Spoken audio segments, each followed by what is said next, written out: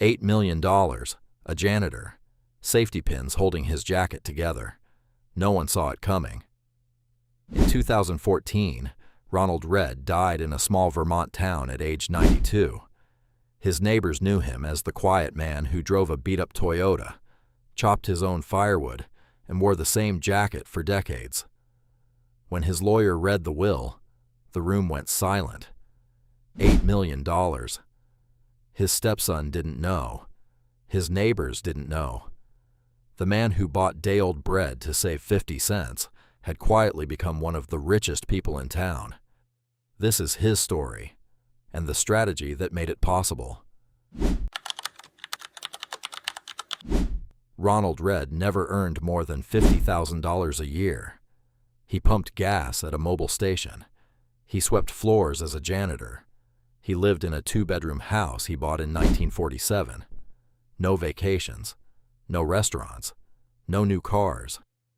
To the outside world, he was just another working-class American, barely scraping by. But behind that humble life was a financial mastermind executing a strategy so simple, so boring, that most people overlook it entirely. Read bought stocks, not flashy tech startups, not crypto, not meme stocks.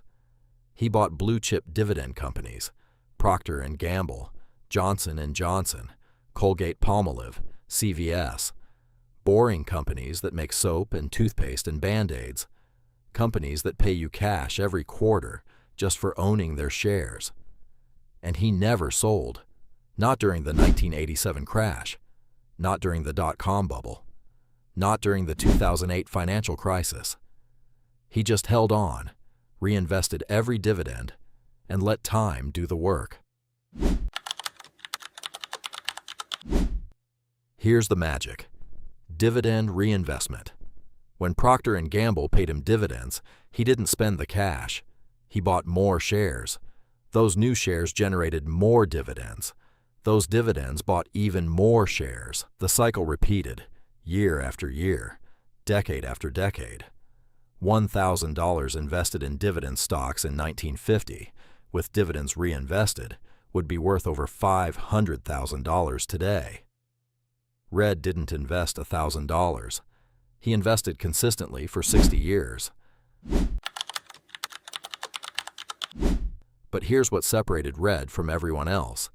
He didn't care about looking rich. While his neighbors bought bigger houses and newer cars, he kept his expenses brutally low. He drove his car until it died. He wore clothes until they fell apart. He didn't upgrade his lifestyle when his portfolio hit $1 million, $2 million, $5 million. Every dollar saved went back into the market. This is the secret Wall Street doesn't advertise. Wealth isn't about how much you earn. It's about how much you keep and how long you let it grow. When Read died, he left $5 million to his local library and $2 million to the hospital. The community was stunned. The librarian cried. His neighbors couldn't believe it. The man who lived like he had nothing had given away more money than most people earn in 10 lifetimes. His lawyer said, "Read never talked about his wealth. He never bragged. He just lived quietly, worked hard, and let compound interest build his fortune in silence." So what's the lesson?